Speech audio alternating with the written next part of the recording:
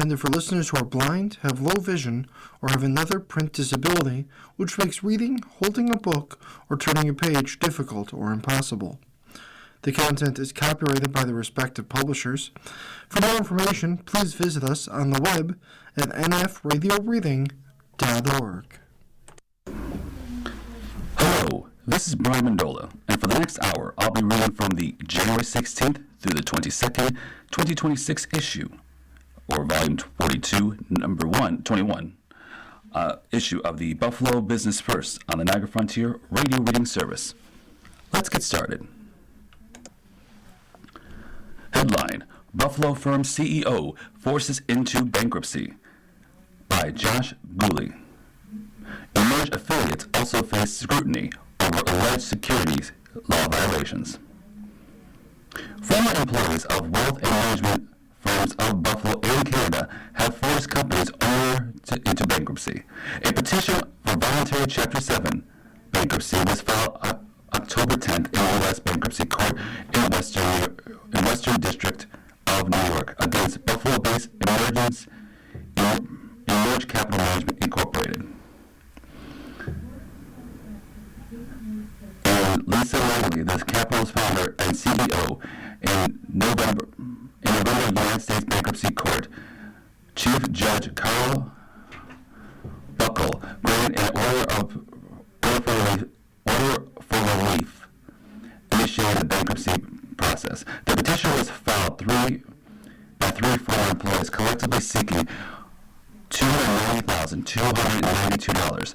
Andrew Pound worked for Emerge Capital Management in Buffalo. Darren Gazag and Andrew Hungerberger are former employees of the Toronto-based affiliate Emerge Canada. Involuntary bankruptcies and proceedings in which creditors force a debtor into bankruptcy to collect money.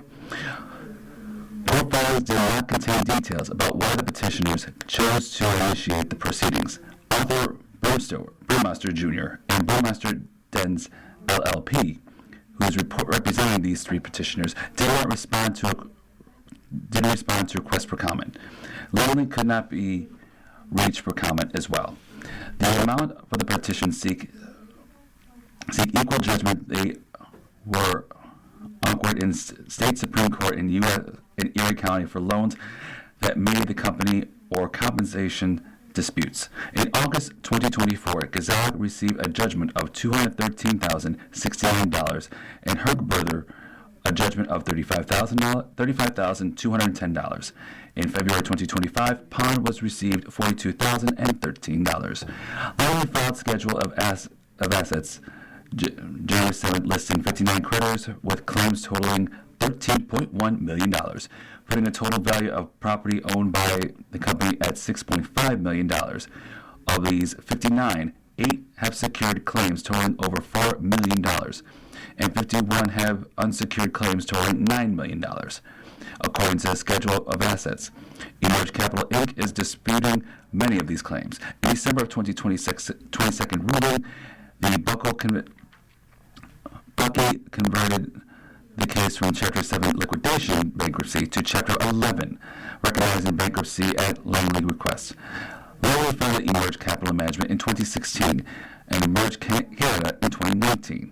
The firm is based out of the office of 500 Pearl Street in Buffalo, where landlord Pearl Group LLC is attempting to evict the company over unpaid rent.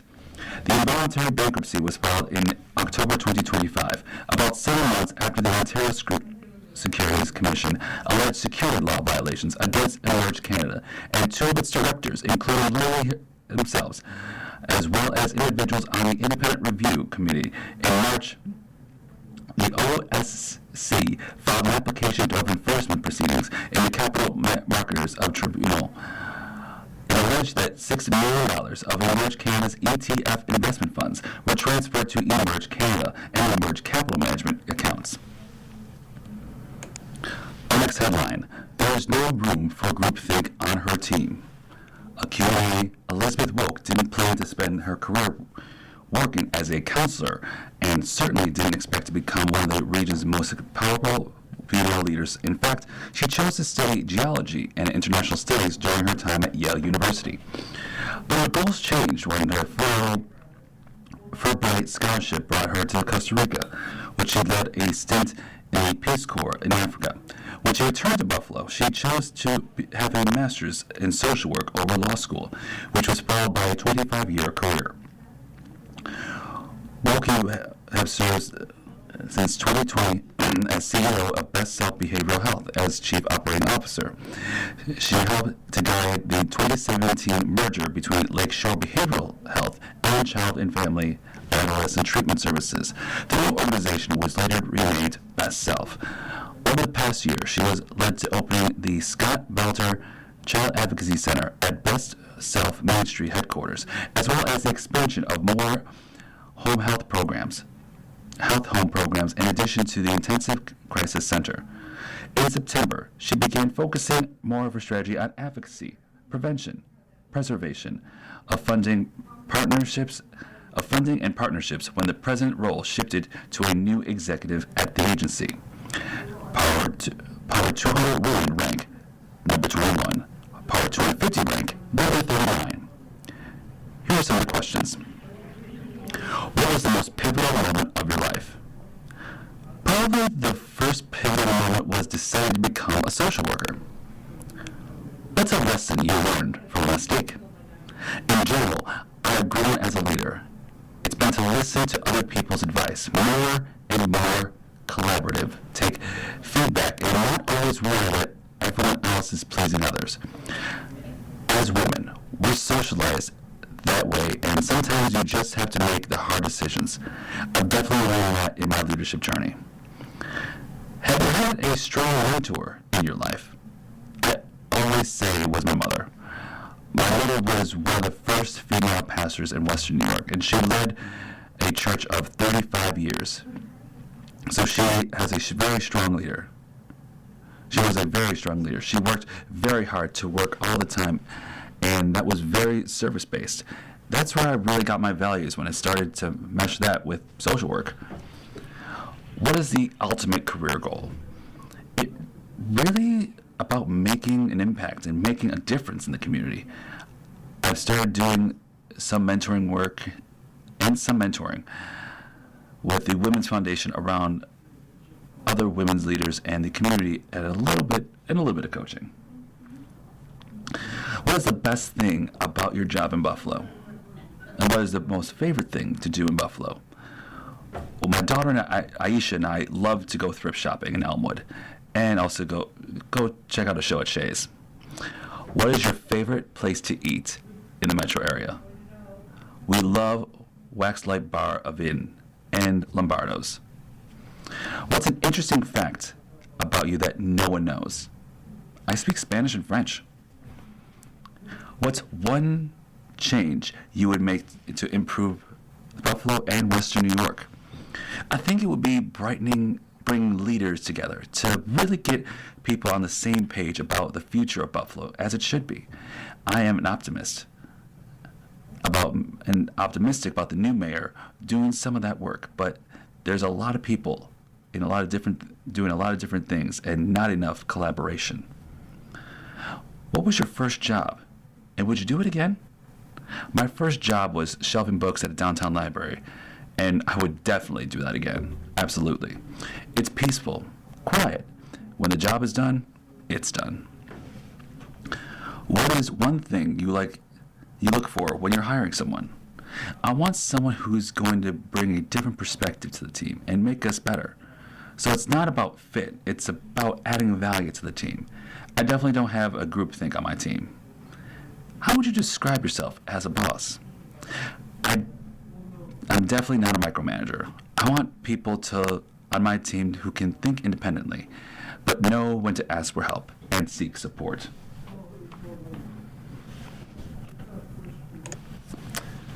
Headline: New landlord, food manufacturer sells site of outlet store.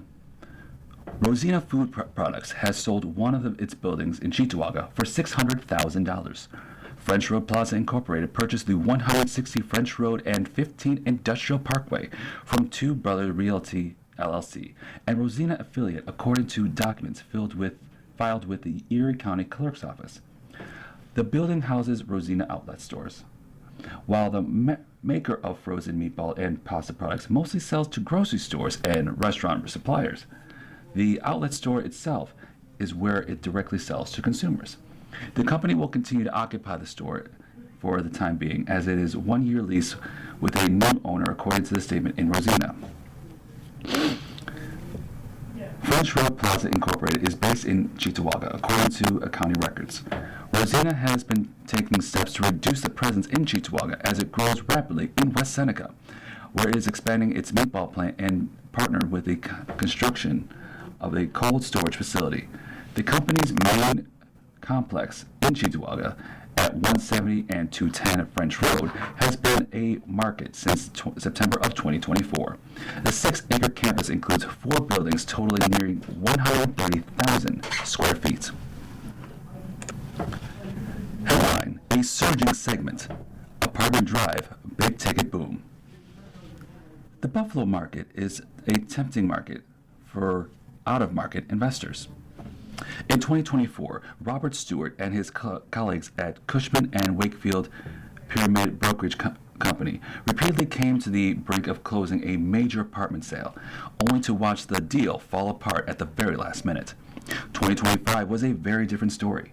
Quote, "It's a good time to be selling apartments," says Stewart.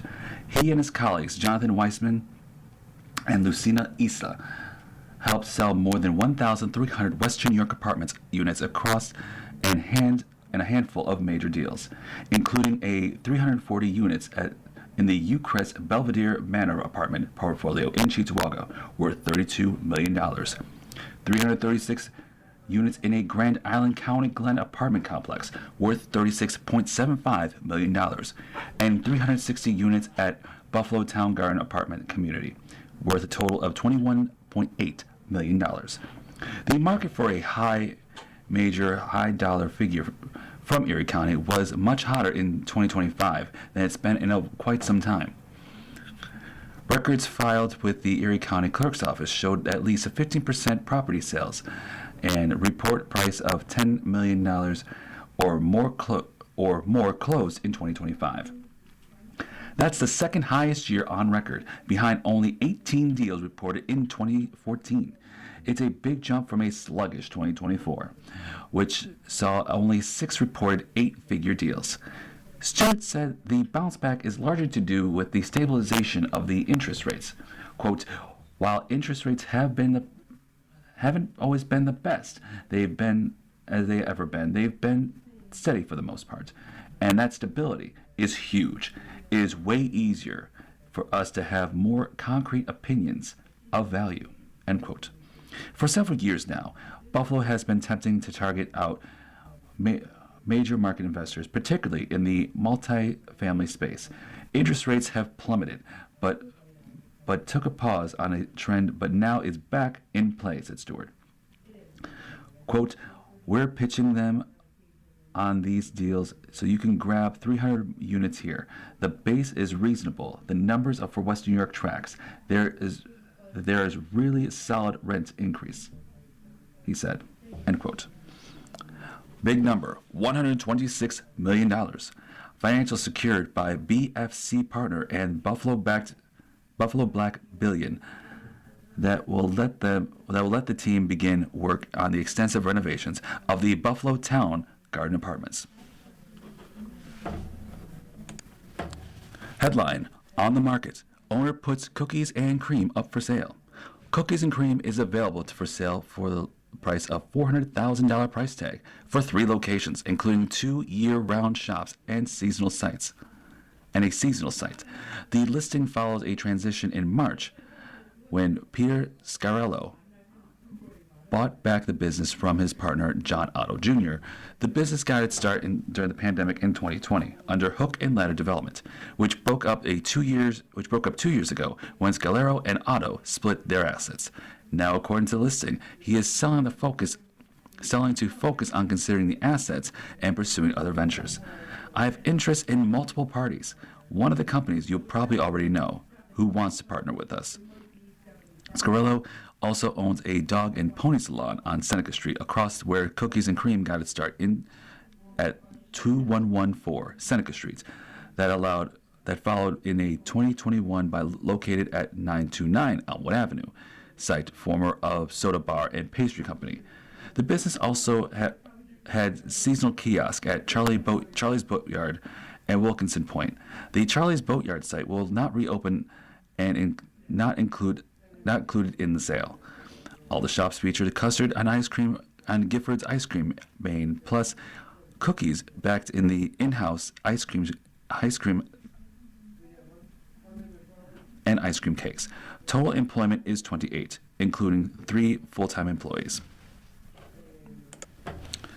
You are listening to a reading of articles and features from the Buffalo Business First on the Niagara Frontier Radio Reading Service.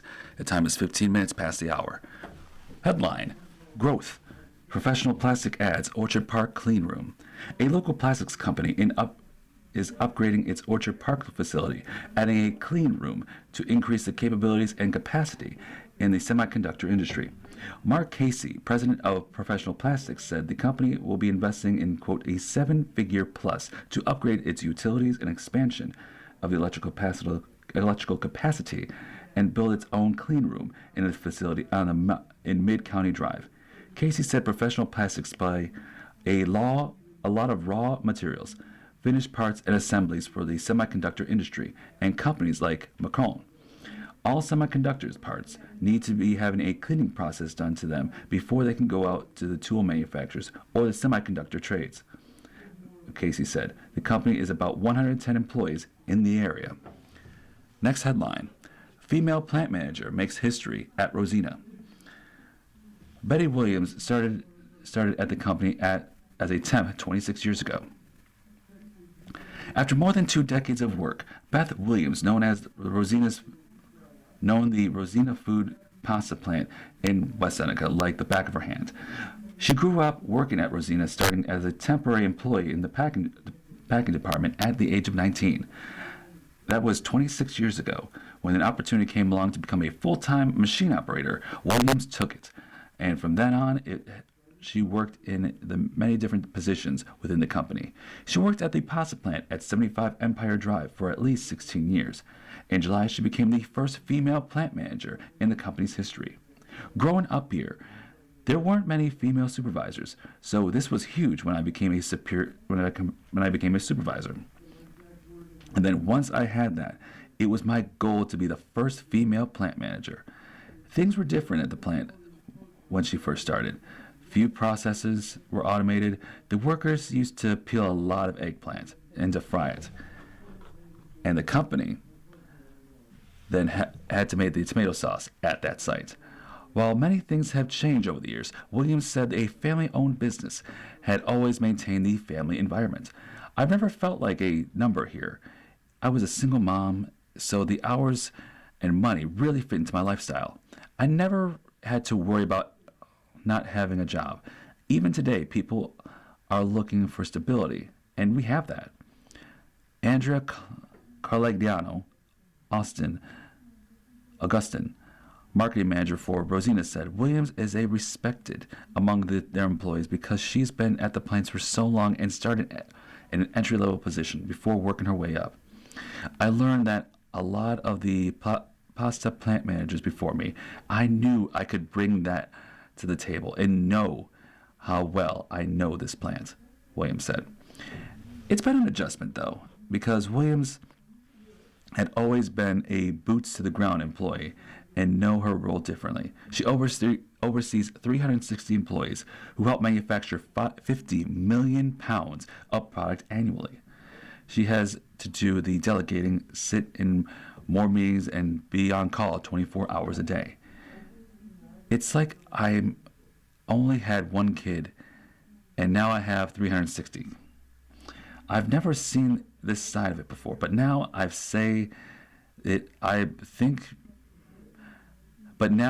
say in what I think should happen out there, and that is huge. Starting in 2026, she'll be overseeing the big expansion project at the plant. The plan is to remove in a large freezer in the portion of the plant now.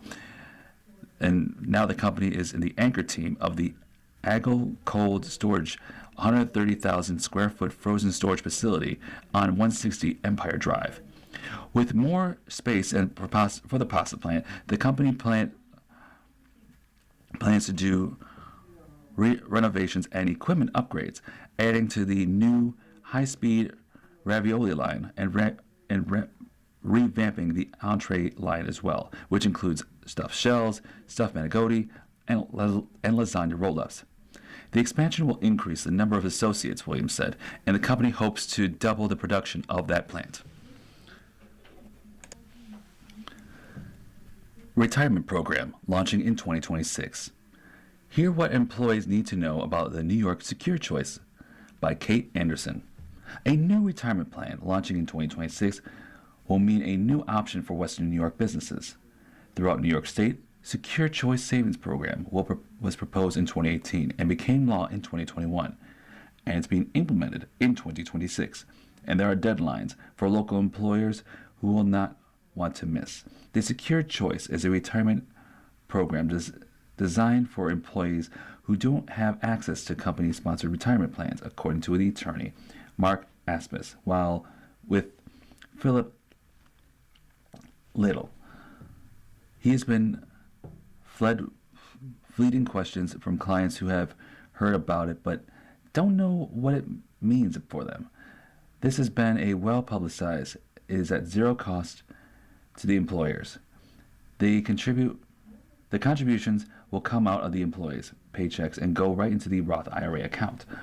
Businesses eligible for a forced retirement program will have been in business for more than 2 years and have 10 or more employees in New York within the previous calendar year and don't currently offer employees a retirement plan. Private and non-private employers that meet the criteria will be required to register for these programs, and their employees will be automatically enrolled with no option to opt out if they choose.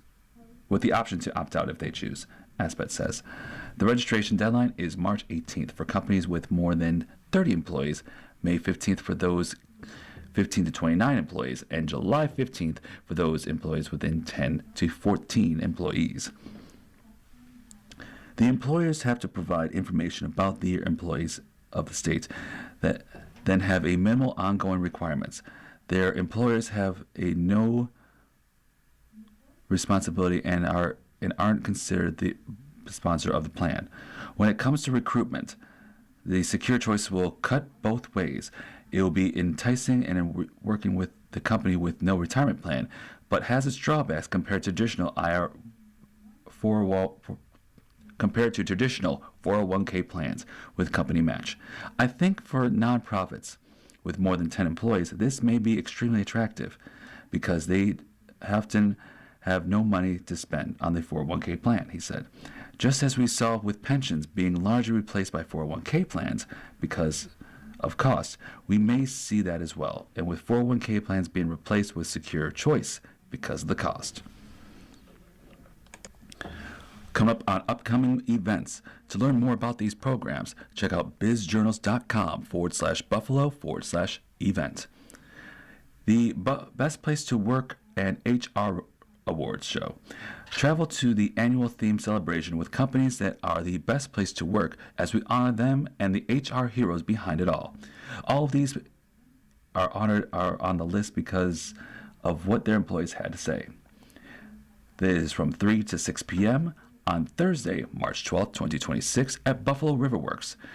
To sign up or get your tickets, go to www.bizjournals.com/Buffalo/event/172209. That's bizjournals.com/Buffalo/events/172209.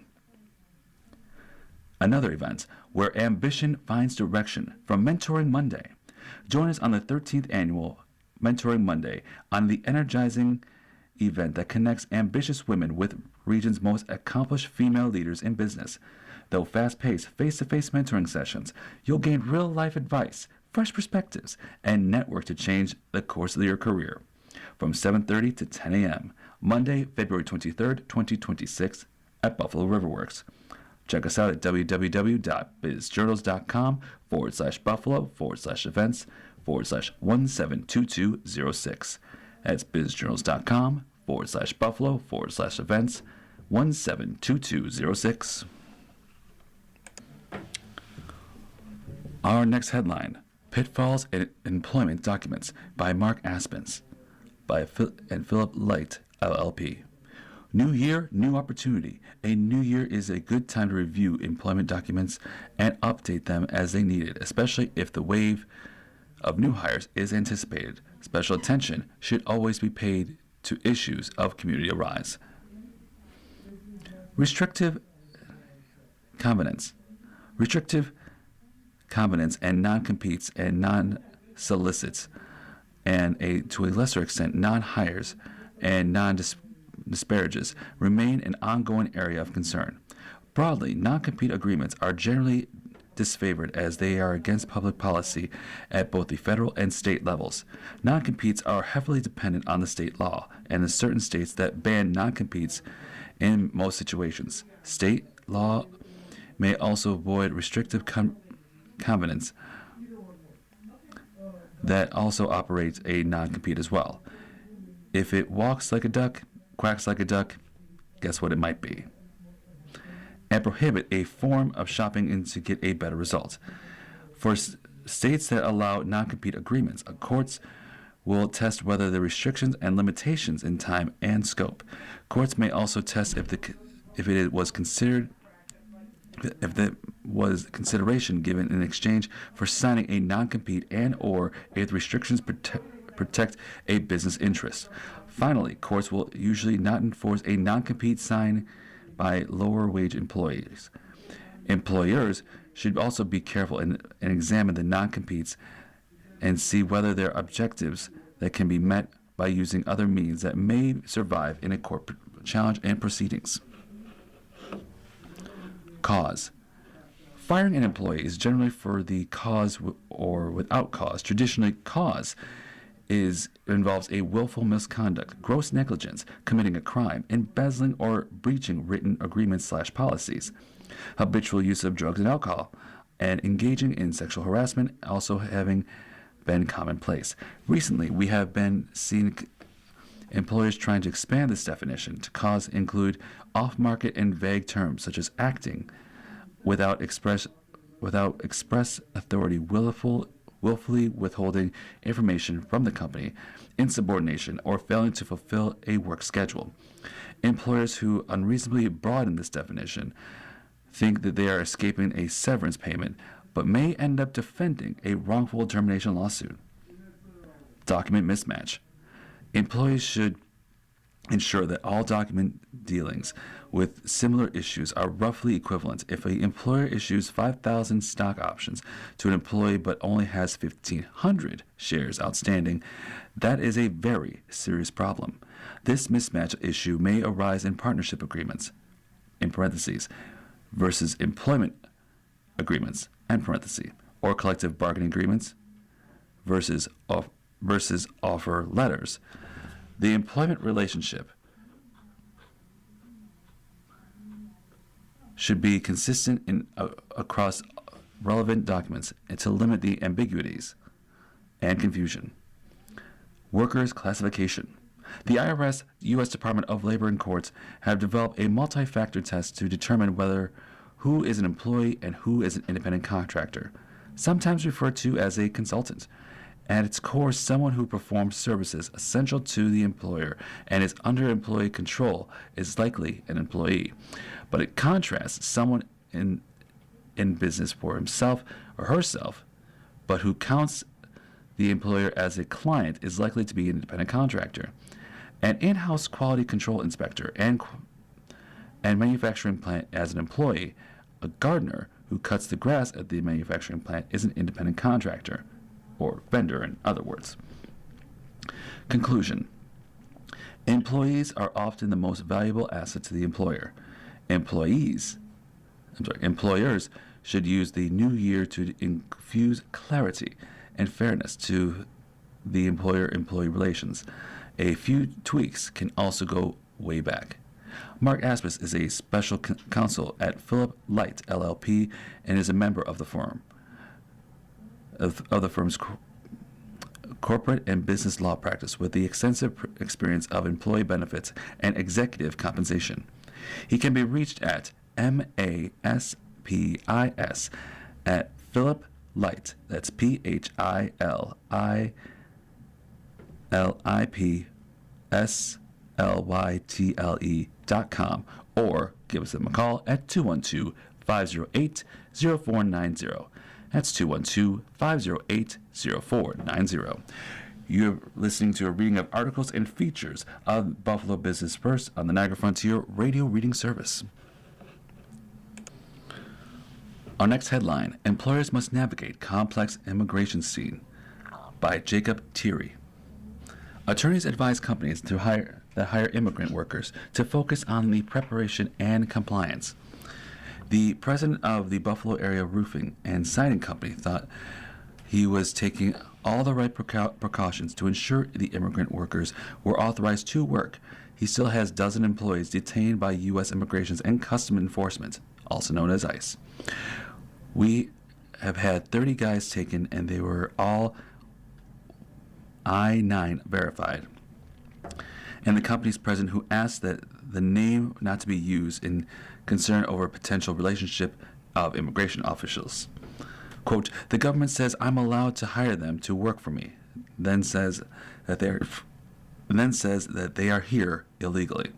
President Trump's administration has initiated a nationwide crackdown on illegal immigration, leading to hundreds of thousands of detention and arrests and deportations that created a legal minefield over Western New York's employers and industries that heavily rely on immigrant labor, such as construction and hospitality. Local immigration attorneys say that it's more important than ever that employers take a step to protect themselves at the workforce. Quote, a government agent can show up with a piece of paper, and that piece of paper might mean that you're going to have a very, very, very bad day. Or it might mean that it could want to see a copy of the file from 3 years ago, said Elizabeth Lindholm, immigration attorney with Harter, Seacrest, and Emery LLP. Even for attorneys who have spent the entire careers working on immigration law, it's been difficult to keep up with the barrage of federal directives. The government is just coming out, and it seems like every other day, with a new directive and a new initiative. Some are rooted in law, others just something that just seem to be made up. Rosina Bernhardt, managing partner of the Bernhardt Immigration Law. Lindholm said more employers are seeking legal counsel to ensure that they are in compliance. It's been good for business, the way Big Macs are good for for a cardiologist, she said. Of the surge in immigration enforcement, you can't just do it on your own safely anymore. The most important thing to employers can do now is to make sure that the documentation regarding employment eligibility forms, or I-9s, for their employees or contractors are current, valid, and accessible. Now more than ever, employees are really, really concerned with the compliance. We're getting a lot more questions. What does full compliance look like? Can you help us figure this out? They are less willing to take that risk. I-9 audits are nothing new, Bernhardt said. There have been an increased frequency and intensity. Employers who ensure themselves their I-9 documentation is in perfect order protect themselves from a legal liability, but does not guarantee that their workforce will remain untouched. While the I-9 means a person is allowed to live and work in the United States, immigrants living in this country legally can sometimes fraudulently obtain that form. The local roofing company president said that 30 workers he lost due to the immigration enforcement all had I-9s. His company will survive. Its core employees are American citizens and hire immigrants to bump up the numbers when things get really busy. He stated he started hiring more Africans and Ukrainian refugees.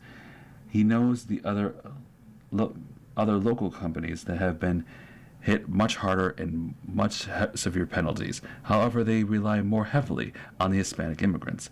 They go further than roofing and siding, It all affects the farmers. It will affect the apartment builders. Once you take that away, the immigrant workforce, the cost goes up exponentially. Bernhard said industries that historically rely on immigrant laborers are struggling. Quote, "This is a huge problem for our agriculture and manufacturing right now. There are significant labor shortages, and a lot of these industries rely on non-citizen labor, and it's hard to find Americans to do that job. Until recently, immigration law was fled with many win-win scenarios. Immigrants who wanted to come in the United States, employers who wanted to hire them, and a government that will largely was happy to welcome them," Lindholm said. "It's becoming much more advertisational. It's no longer safe to assume that everyone is on the same side in the space. I think we did assume that, and it was true for a very, very, very long time."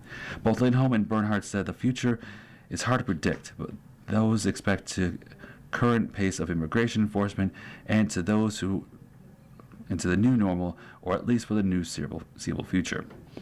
I think that this is just the beginning.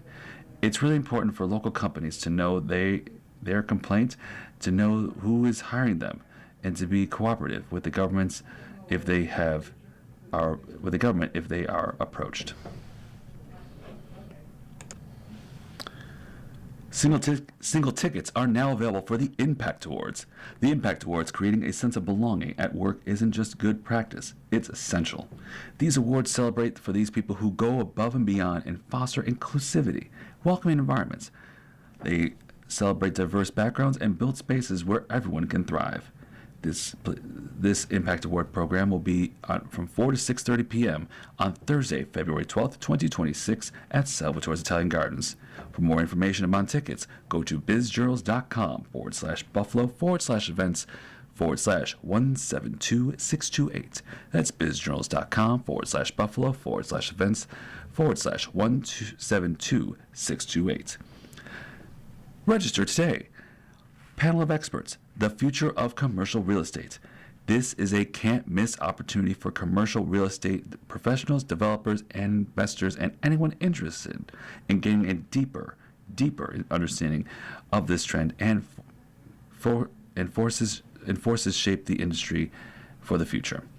Time is from 7:30 to 9:30 a.m. on Thursday, March 5th, 2026.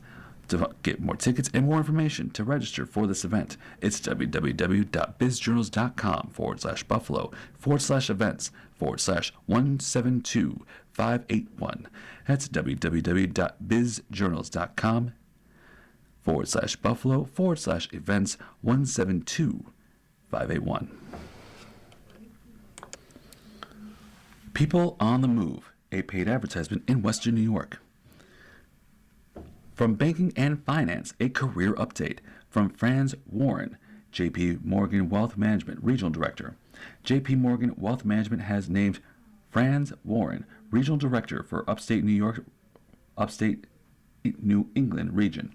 He will oversee the financial advisors and market directors in Chase branches across Buffalo, Rochester, and Syracuse. Franz's appointment is part of the firm's overall growth strategy. He has been with the company for 15 years and most recently served as a regional director for New York, North, and New England region. Prior to that, he spent 11 years as market director in New York. In the realm of commercial real estate, a promotion. Travis Bailey of TM Monty Development by Commercial Property Manager. Travis Bailey has promoted to Commercial Property Manager at TM Monte Development, transitioning from our residential team. In his new role, he will continue to prioritizing tenants while building new, stronger relationships and keeping properties running smoothly. He works to provide reliable, high-quality management that earns trust, supports growth, and strengthens communities we serve. In the realm of healthcare, a promotion by Kim Brown, a Community Access Service, or CAS, Executive Director of Community Access Services. Kim Brown is an Executive Director of Community Access Services and newly appointed member of the Evergreen Health Executive Team. Kim Kim fosters collaboration between the two organizations while leading a dynamic team dedicated to providing a community with access to unconditional care. She oversees strategic planning, supervising, and coordination of services, programs, and grants at CAS, and is a key leader in the development of the organization of new healthcare facility at 3070 Bailey Avenue. In the realm of healthcare, a promotion. Matthew Iwiski Jackson, SHRM-CP of Evergreen Health, Vice President of Human Resources. Matt Iwiski Jackson has been promoted to Vice President of Human Resources at Evergreen Health, serving a collaboration partner to advise leaders to how to best maintain a positive work environment and navigate a multitude of employees' trainings and development scenarios. He will continue to oversee human resources team in support of the organization's mission. Matt leads a talent manager policy and procedures of over 600 employees supporting nearly 30,000 patients. In the realm of healthcare, promotion. Megan Murphy, Buffalo Surgical Center, LLC. Paracentesis Care Unit, or PACU, Nurse Manager. Megan Murphy has been promoted to the position of Paracentesia Care Unit, or PACU, Nurse Manager at the Buffalo Surgical Center, one of Western New York's leading multi-specialty ambulatory surgery centers located at Sheridan Drive in Amherst. In this role, she will manage and function of the Royal Buffalo Surgery Center PACU team as well as the Phase 2 pre-admission nursing teams. In the realm of healthcare, a promotion by Latrice Myers of Evergreen Health, Vice President of Marketing and Communication. Latrice Myers has been promoted to Vice President of Marketing and Communication at Evergreen Health. In this role, she provides a strategic leadership across marketing, communication, and public relations, events, and volunteering. She's responsible for developing and executing the integrated strategies that align with the organization's long-term goals and brand identity while promoting the Evergreen service employees are enforcing its core values. In the realm of healthcare, a new hire, James Riggs, BSN, Buffalo Surgical Center, LLC, Administrator. James Riggs, BSN, has hired an administrator of the Buffalo Surgical Center. In this role, he will be managing one of Western New York's leading multi-specialty ambulatory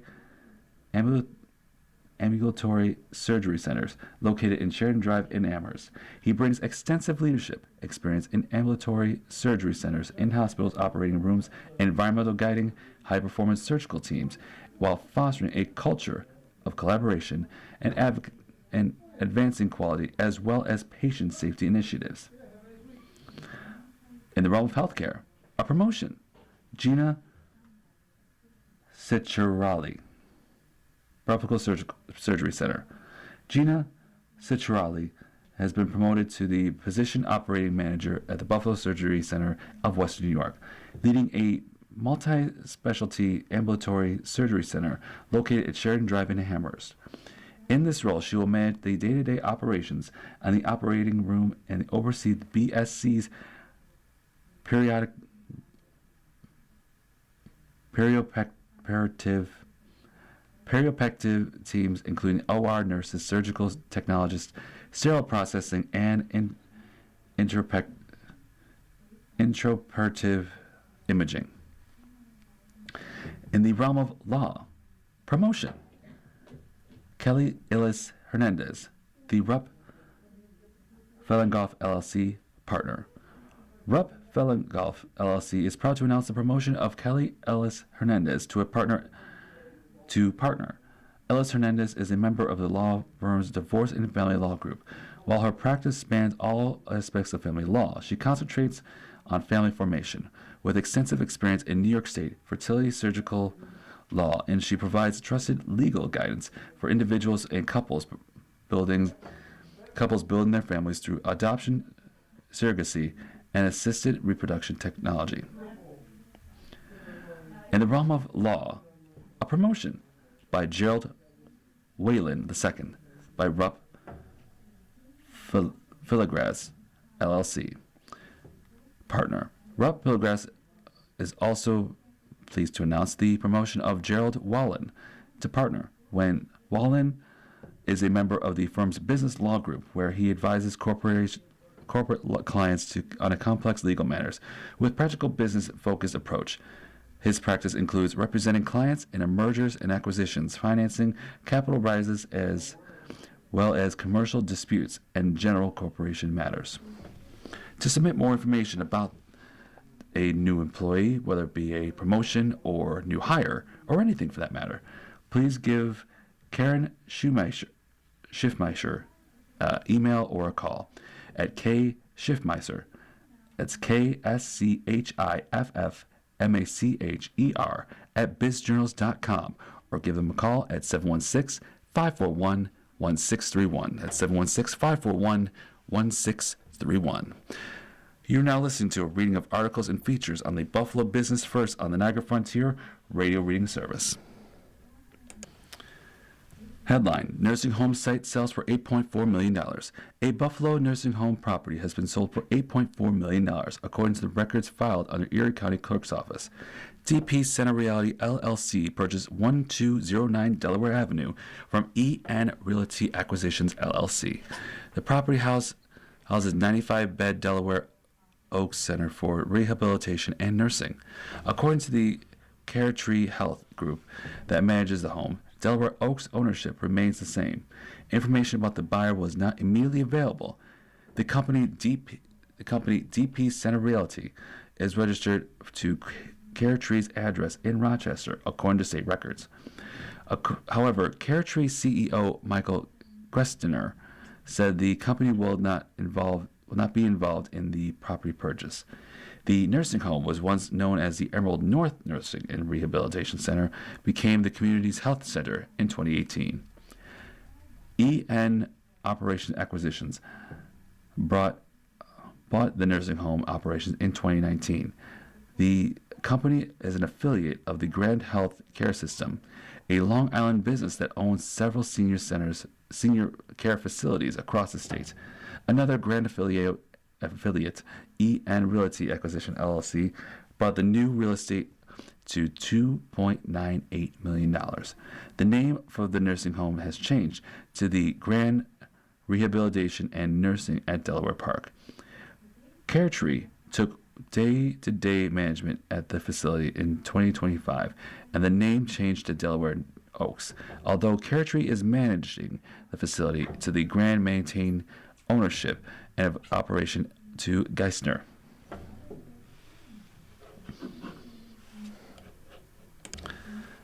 Headline: MedTech executive have built a $10 million smoothie empire.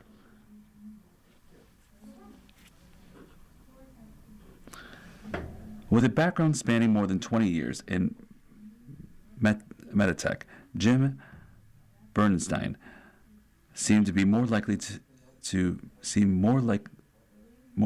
vacation on a tropical island than get involved in the tropical smoothie cafe business.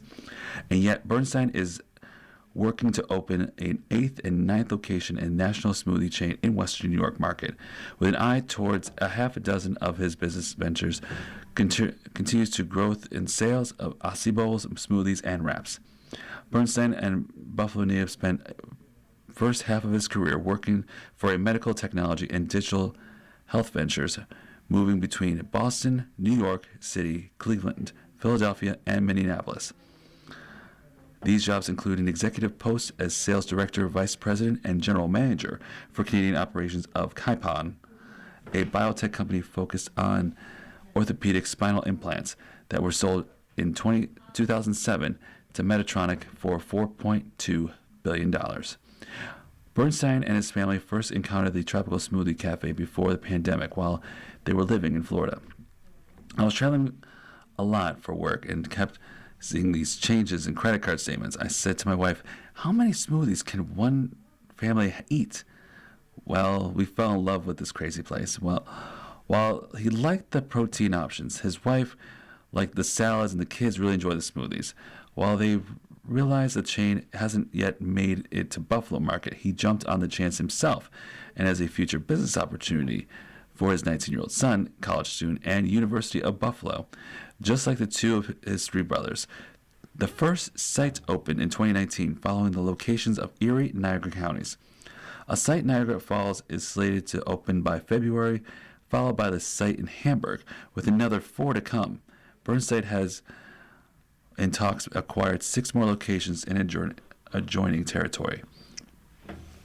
He's genuinely a great guy to work with, and he obviously is on a roll. There are things to do, said Eric Recken, a vice president in development of leasing with Benderson Development, which owns and develops each store. They operate on autopilot after a while. It's good for them and good for him as well. And it's a great, smart way to grow the business that you get to this point. Bernstein continues working with the Meditech world. He is serving as CEO of Adhere, a data analytics firm that uses cell phone-enabled technology to keep patients connected to their care teams. His tropical smoothie work is vastly direct to his Meditech career. Bernstein acknowledges, but it's also tied to health and wellness. They're saying eat well, be well, live well. So it's educating and eating better and having healthy options in a market that's heavily perpetuated by pizza, wings, and subs, he says. Not only is it healthy, but we also employ 250 people right now, and we'll be set our way for 350. Headline: Western New York premier fire and security interrogator. They have access control, video intercom, CCTV, IP video, intrusion system, fire alarm, clean agent, exhausting fire extinguisher, 24/7 local service, New York-based 24-hour monitoring, system inspections, and family-owned business and operated. If you're looking for a fire and security integrator, call Western New York's premier fire and security integrator, 716-892-LAKE. That's 716-892-LAKE. Located at 3021 Transit Road in Elma, New York, 14059. Visit us at www.glbs-inc.com for Great Lakes Building Systems. Highlight your hires. People on the move in the multi-channel platform to tell us that business leaders who are the best and brightest work and why those decision makers should do the business with your company. Announce people in a variety of ways of new hires, recent promotions, professional recognition, board announcements, board appointments, new to market, career updates, and career milestones. Visit at www.bizjournals.com/POTM for more information. That's bizjournals.com/POTM. Or give Karen Schiffmacher a call at KSHIFFMACHER at bizjournals.com, or give her a call at 716-541-1631. That's 716-541-1631. And for those looking for a home or a business, take a look at 17 Mayfair Lane, 17 Mayfair Lane in Buffalo, New York, 14201, with a price tag of $529,900.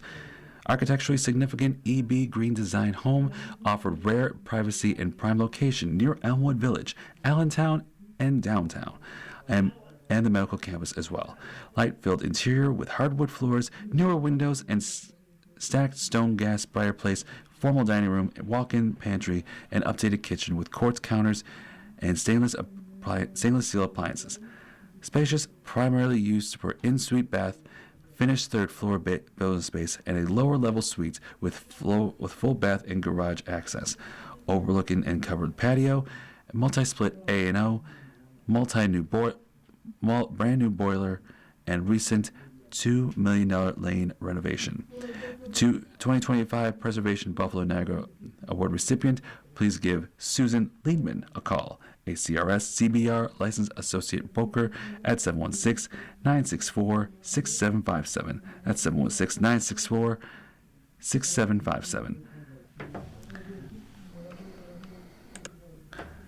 And one more piece of information about this article. 1 week left to nominate a manufacturing award. The manufacturing award nominations. Do you know a manufacturing company or new this year? Individuals who deserve a recognition for their outstanding achievements? Now is your chance to nominate them for a prestigious Buffalo Business First Manufacturing Award. Nominations are deadline are Friday, January 23rd, 2026. Companies' nominations will be as follows at bizjournals.com/buffalo/nomination at 89159. For a company nomination, once again, that's bizjournals.com/buffalo/nomination 89159. For individual nominations, it's bizjournals.com/buffalo/nomination 89180. 89180 for individual nominations of bizjournals.com/buffalo/nominations. You have been listening to a reading of articles and features. You've been listening to a reading of articles and features on the January 16th, January 22nd, 2026 issue, volume 2042, number 21 of the Buffalo Business First. We read the Buffalo Business First every Wednesday at 7 p.m. Your reader today has been Brian Mendola. Hope you have a fantastic day and a pleasant tomorrow. Once again, this is hosted by the Niagara Frontier Radio Reading Service at 119 Harlem Road in Buffalo, New York, 14227. Please give us a call at 716-821-5555. That's 716-821-5555. Radio Reading Studio of 1199 Harlem Road, giving the blind a chance to read since 1987.